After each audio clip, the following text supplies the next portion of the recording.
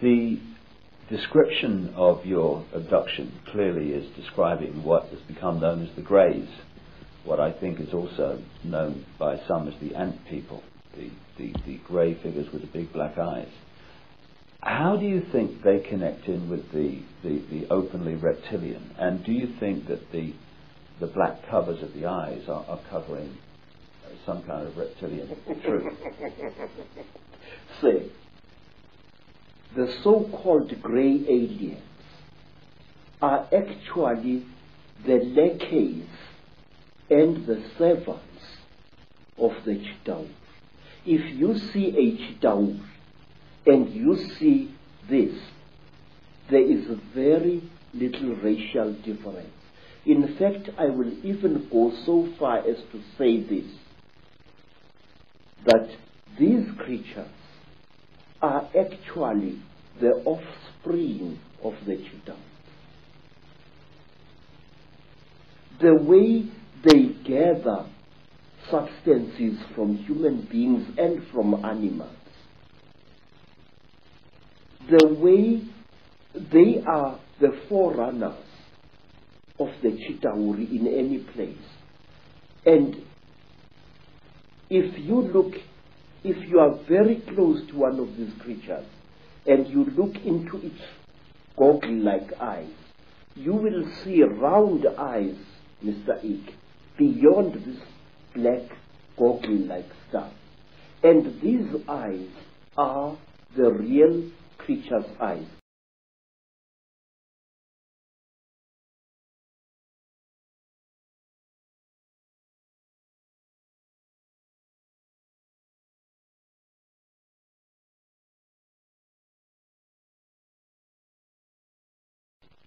The Weeping Moon Mountains. There, even now, people disappear without trace. Sometimes a person would disappear for several days and reappear a few days later, not knowing where he had been or where she had been. And white people have disappeared there. Black people in their thousands have disappeared there. It was there that I also went missing for 4 days in 1959 in one of the most traumatic experiences of my life.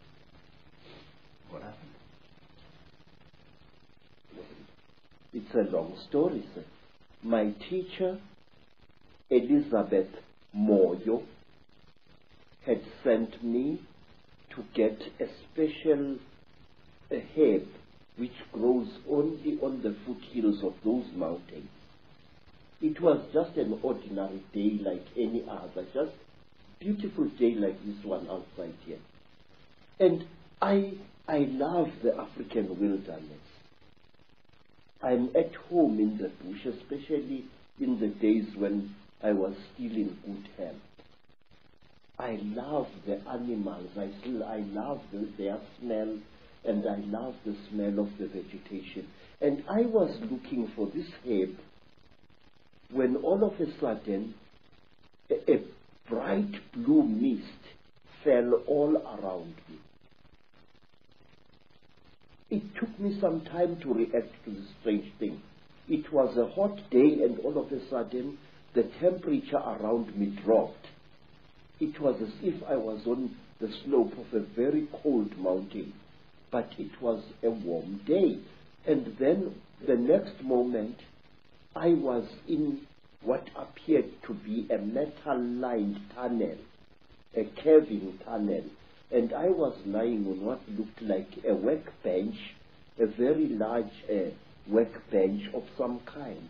You know, an iron table which an engineer or somebody working with metal would use for welding and cutting metal upon. But this workbench was very brightly polished.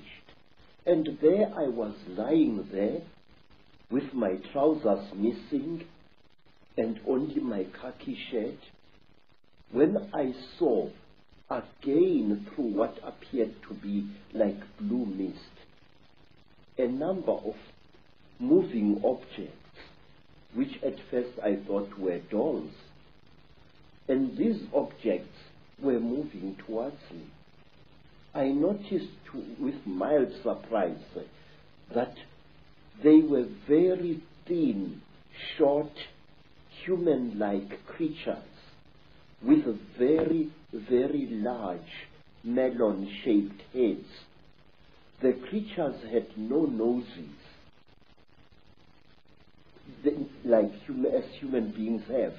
They had only small little holes on either side of where the nose would be, and their mouths were like knife cuts at the bottom of their faces. And these creatures were coming towards me. In color, they were gray, like certain types of fish.